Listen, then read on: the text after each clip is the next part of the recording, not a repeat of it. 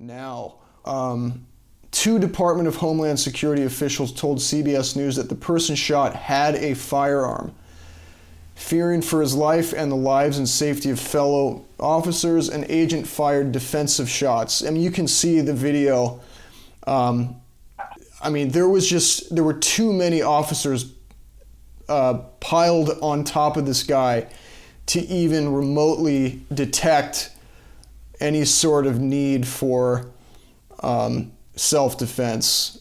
We haven't gotten the ethnicity apparently just yet, but it comes less than 3 weeks after the U.S. Immigration and Customs Enforcement agent fatally shot Renee Good. Does ethnicity matter at this point?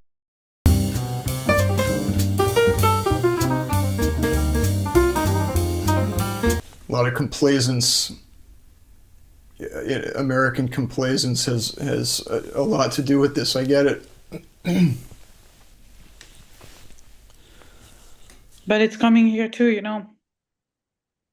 There is a lot of problem in Europe, like the violence towards the Palestinian protest was very huge in Berlin. Lots of incarceration, lots of death threats, artists who have had death threats. Paris is always pretty bad concerning protests, and now we shoot people in the face. During the yellow vest, people lost their hands, their eyes got really destroyed. So they lost their livelihood too, because they were they got fired. Some. Yeah. So it's also karmic here. We're not. We're all in the same boat in Europe and in the US. Europe is very Americanized. As you must know, we are very, very Americanized. I live in Germany. The system is absolutely like in the US. Like it's very, very similar. We're in an occupied country here because we have Rammstein. Because we have what? Rammstein as a military base that is still training people for Ukraine, and so we're occupied. We're occupied in Europe. We're occupied by Europe, by Europe, and we're occupied by the U.S. That's why Trump can say whatever he wants. We're bending over for him. Whenever he says something, we are allowing. It's just like I think that we have allowed so much things that it's just going to keep on going till we decide that it's over. But I don't know how we can decide that without a collective response that is not divided. And so the killings, I don't want to beat a dead horse here, but I'm interested in what you were saying earlier about the killings exacerbating the protests because of what it sounds like to be the way in which we are reacting to the deaths. You used the word ignore in air quotes, and what I interpret that to mean is that by ignore, you don't mean dismissing it callously, but rather plodding forward instead of focusing on each individual one. Yeah. I think that maybe the more you're protesting, the more there is an action, the more you're going to have killings. But at some point, it's going to weaken the purpose of them killing. If you keep on continuing to engage into not a reactive response, but a sort of like a reactive response, but a healthy reactive response, which is, okay, we take note of it. We are not forgetting it, but you have to know that we're not scared of it anymore. I see what you're saying. So we give it power by giving the reaction that the government wants.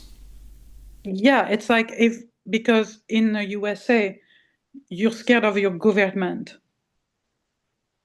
The people is always scared of their government. It's like us, for example, in France, the government is scared of us. That's why the Yellow Vest movement was so scary. Right, right. Because it involved, we weren't divided. We were unionized. We were not unionized, but like we were, everybody from every party, we got with each other, and we went and we quote unquote conquer. But conquer what? At the end, the cops did the job, and COVID did also the job, which is another weird event. So we stopped. That stopped the Yellow Vest. So and now you could have a Yellow Vest moment actually in the US because of this ICE stuff.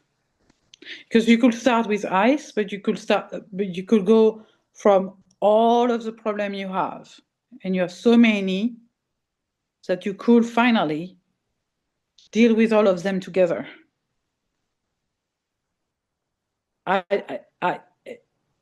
And for me, the biggest point is the fact that children goes to school scared of being killed. Tell me everything I need to know about that place. This is a place that allow the worst of stuff. In a so-called civilized society, you're allowing children that are like going to a public school to be killed so easily. So someone who is getting killed by someone else in the street, ICE or not, is kind of banal. That's the problem in the US. It's this banality of violence. Not evil per se, like Hannah Arendt say, but violence is so banal because it's every day. Mm-hmm. There is not a stop. There is not a break. You're always onto something drastically maddening all the time. So our problem seems to be that we are either too dismissive or we are making a mountain out of a molehill, as the expression goes. Right. Yeah. But it's a society that works on edges. You work on edges. You don't work with moderation. You're not a moderate country. Right. Yeah, it's a very black and white thinking. And because of that, you're missing a lot of gray matter. Right, exactly, the gray area. I agree. Because for example, Trump is a shadow. I mean, Trump is clearly a Jungian thing. If you really think about it, he's a shadow. Everyone wants to be Trump, but doesn't want to admit it. Right. But deep down, like, this man is a representation of what like rich man wants to be in the US, like disgusting and all of this stuff. So why do we hate him so much? Well, because we hate ourselves pretty much. But I think that with this killing today, once again, everything is it's like a reactive. It's a reaction. It's reaction. I don't know. I don't know if you've noticed this. Over the past maybe 8 years or so, in the States, there was a contingent of, dare I say, university hipsters who were very, it was more than that. We have the term Bernie bro, which, in Bernie Sanders' earliest days of, when we were really rooting for him, there became this distinction developed between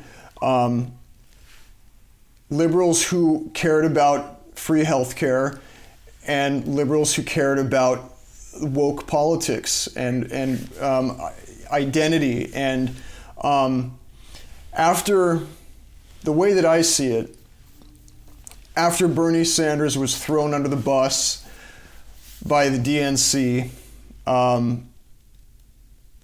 my most generous interpretation of why those people gradually started supporting Trump is that they were still very butthurt, to put it crudely, about the fact that Bernie Sanders had been, in a mafia-esque way, pushed out of any opportunity to become president by his own party. But over time, especially in the creative, in the art communities and university circles, it sort of became fashionable to support Trump for other more superficial reasons, not the least of which I think having something to do with the Jungian reasons that you just brought up, right? Like, I mean, I can name all sorts of, I won't name them, but I mean, I have all sorts of friends who I've known for years who kind of deep down they harbor this masculine view of accruing wealth in a very selfish way.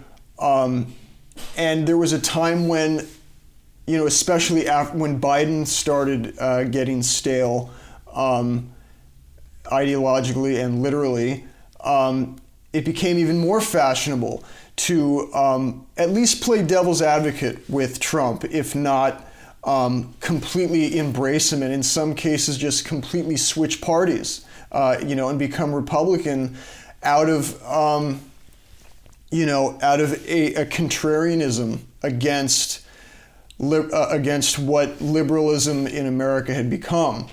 And so what I feel uncomfortable about talking about openly right now, but I'm going to anyway, is how things have reached a fever pitch now, as I see it, to where it's no longer funny to support Trump in a contrarian way, even though it had, over time evolved into this fashionable thing to do. And maybe fashionable is not a fair word for me to use. Maybe there's more trenchant ideology behind why some people on the left started playing devil's advocate with Trump. But this seems to me to be a turning point now, where it's just, as I see it, it's no longer funny or fun to, to think about the possibility that maybe Trump might be right about certain things. Well, I think that it's never been funny to like Trump. I think that people were like, ha ha ha, not taking it so seriously. But now that he's back and we see what he's doing, it's finally happening. So I'm not very surprised about what he does at all. Actually, I was thinking that he was going to do it way slower. And I'm like, wow, he's really on pace. Because I knew what he was going to do. He was going to implement all of the West stuff, no matter what, but his own way. So instead of having a Joe Biden doing it, we have a Trump doing it. Right. So, but Trump is going to do the globalism stuff anyway.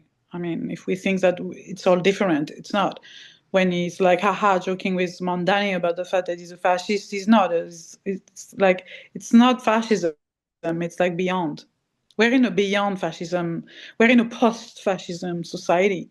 I mean, it's been 80 years of fascism overall, but no one has been grasping the stuff. But where our freedom went, it's gone. So, and everything is uberly controlled. So what's that? And uberly corporated. So corporation has won, pretty much, have won. So for me, I think that liking Trump is it's not really fashionable. I think it's more despair than everything else.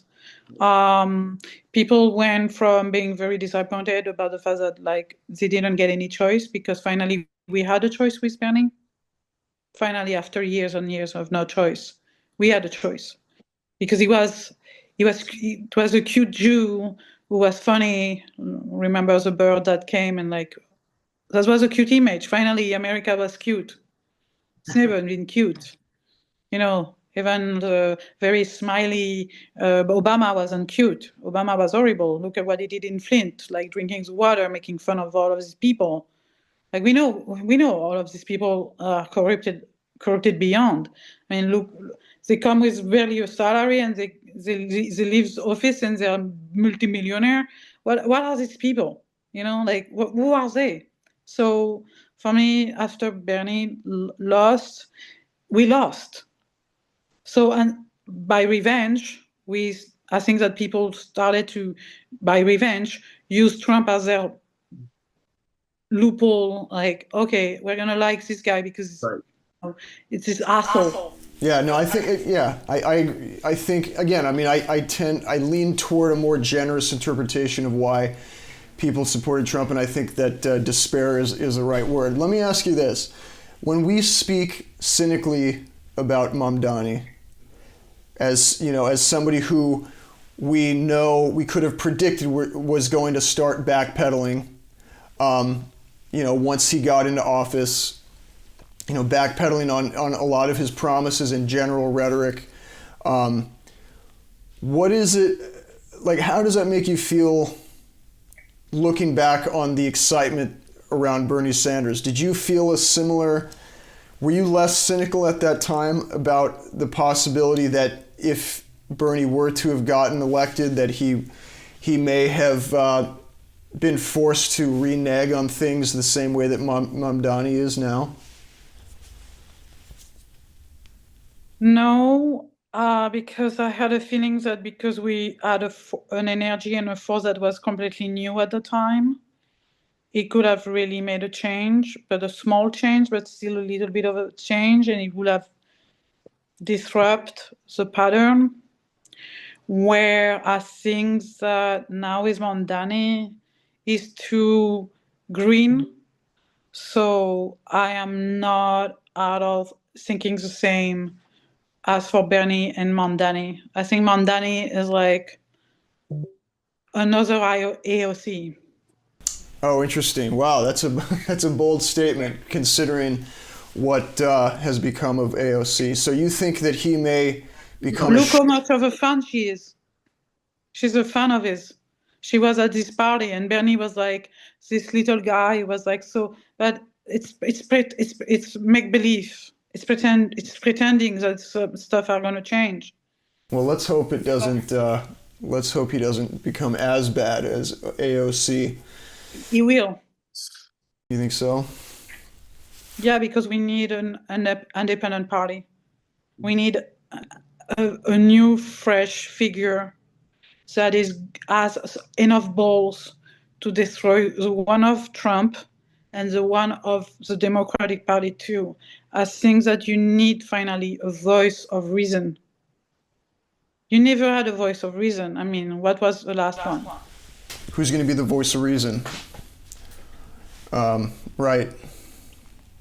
I saw a meme. I want to see if I can bring it up.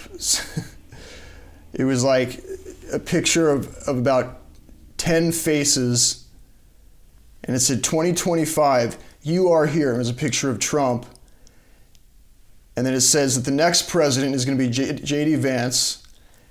And then after that, so 26 and 27 is going to be J.D. Vance. 2028 through 2032 is going to be a bionic, reanimated version of Charlie Kirk. And then in 2034, you jump over to 2034 and it's Joe Biden again. I thought that was, because we need levity to lift up our spirits in these dark times. You mean,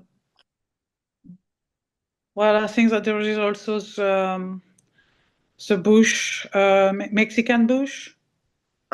The Jeb Bush son. I forgot who he is, but he's like this famous guy in Florida. So maybe him. But no, I think that you're gonna have J.D. Vance and Erika Kirk. And Erica, you think Erica Kirk is going to run? That's an interesting. Like together, Oh, vice president, yeah. and then we're gonna attain the non-return. And then The we're going way to they, retain. We're the going to way retain the they're what? grooming her, Oh, right now. right, right.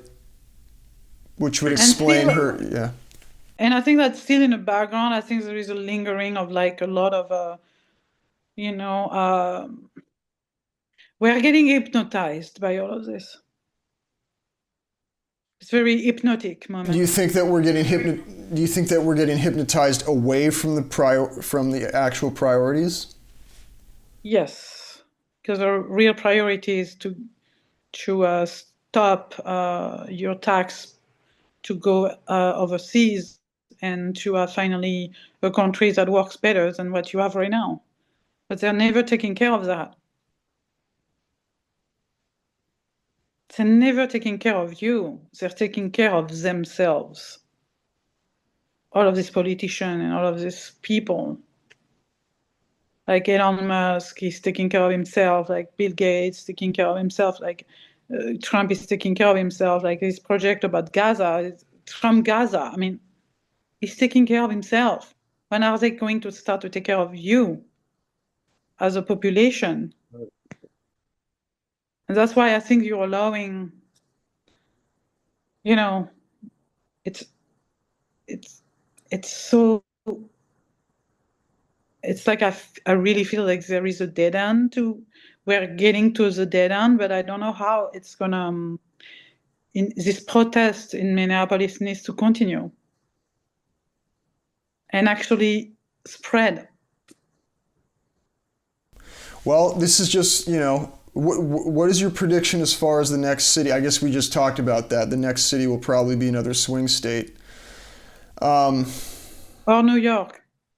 you think New York City? I mean, do you have faith that in the protests that could burgeon in New York? Rise up in New York? Yeah, I think that like if it's a city like New York or it's a city, LA, no, but like in Texas, I think it will be important. In where it can happen? In Texas, In Texas. great. Right, right. In Florida, never going to happen, but if it was happening in Florida, it would be huge. New York, this is in Minneapolis. This was posted 20 hours ago, in from Minneapolis. Let's see, yeah, from Minneapolis. But then again, yeah, it's what happened. When did you have that type of protest the last time? What was that for? The last time you had to protest? You know what I mean? When did you protest the last time that was so drastically important? And that's right. Well, that's why it sounds like you're insinuating that it may be too little, too late. Not if that continues. If it continues, and if we don't get hung up on individual deaths, Yeah. then we have, yeah. I mean, yeah, no, that's a good question. Like, if going back to New York, I mean, if this is what it looks like in Minneapolis right now, it's a lot easier for me to have faith that that New York will see something even more dedicated. And in Washington, D.C. And DC. Because Washington, D.C. is a place where everything is happening, power-wise, military-wise. Yeah. I think that like if you're near the Pentagon and do these things, maybe there is like a vibration out there that will tell them to, okay, it's starting to happen. But then the killing might intensify. But I mean, there is so much killing already in that country. It's like a mass shooting again. It was like a mass shooting yesterday. It's like, it's a small shooting, but it's a mass shooting because of what's that represent? In which country? Here, like in Minneapolis, what happened with ICE? It's kind of a mass shooting. It's like a shooting again. And what that represents is again like someone is getting killed absolutely without no reason whatsoever. You know. Right. No, that's a very interesting point, right? Because after a mass shooting, we tend to think, or one common talking point is, we still don't know the motive. We may never know the motive of this mysterious thing. It's like, give me a break. Like, just it's not that hard to connect the dots. But so I'm tracking what you're saying here, because that is fascinating to flip that on the head of an entity like ICE and speak in the same way, in an equally mystified way. Of course, again, we know we can connect the dots and posit all sorts of things as to what the motive is. But yeah, I mean, as long as we continue to act exactly as dumbfounded regarding the killings on the part of ICE as we do with these mass killings, it's just going to keep happening. Huh? Yeah. But you need to act now, because I think that your civil liberty are in danger. Yeah, it's been in danger for a while, but things are reaching a fever pitch where anything that may have been funny about this administration is just not. And I've got colleagues. Yeah, go ahead. No, but I think that it's never meant to be funny. Well, I mean, right? Yeah, no, I think I agree. I think that it does ultimately come out of a desperation. No, but it's also a fact that how the media are representing everything. It's like they're mocking Trump a lot. They're mocking him, but I'm like, stop mocking him. Start to listen to him and start to take what he says for what it is and stop mocking him. That's what yeah.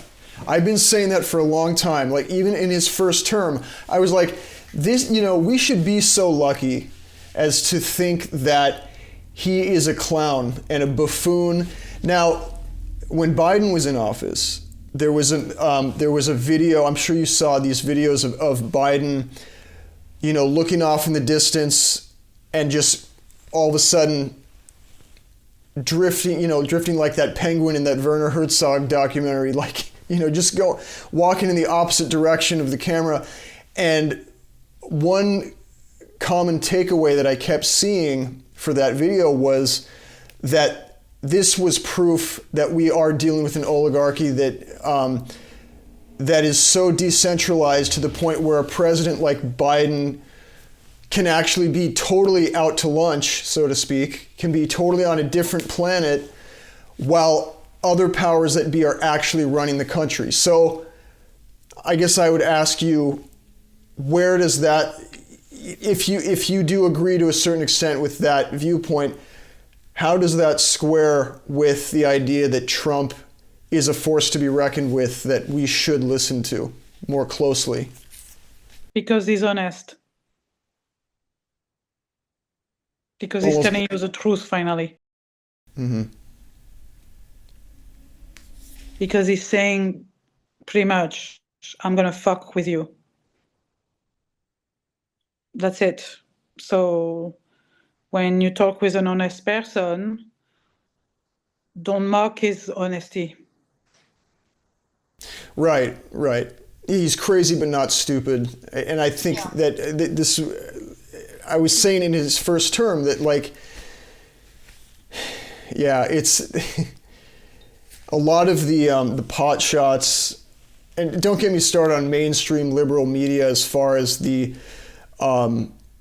personalities who will remain nameless, because I'm sickened by even saying their names, but the mainstream liberal comedians in this country who have had such a conflict of interest in terms of secretly wanting him to get elected so that they could continue taking these pot shots at his clownish, right? I mean, talk about a comedy industrial complex as far as,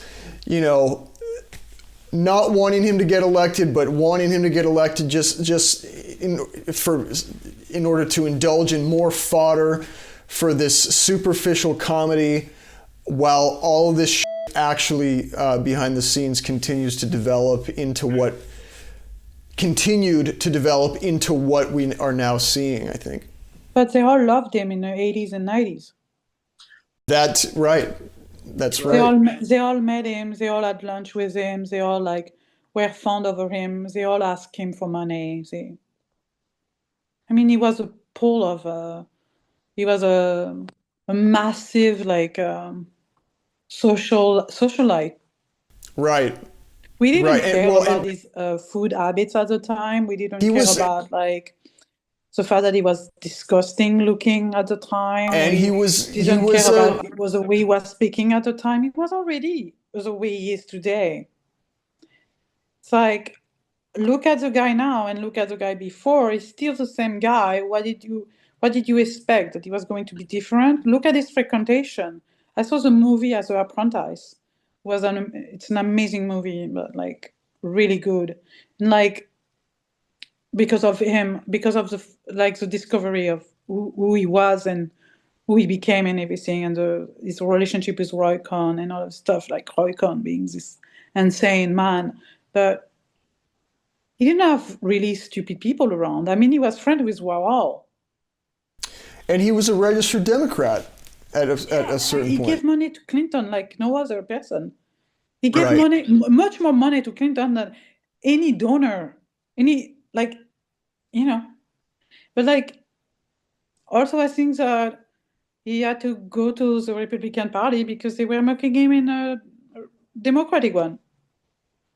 Because why? Say it again. Obama destroyed him about the birther stuff. Oh, right. So we got someone who has a revenge, and is on a revenge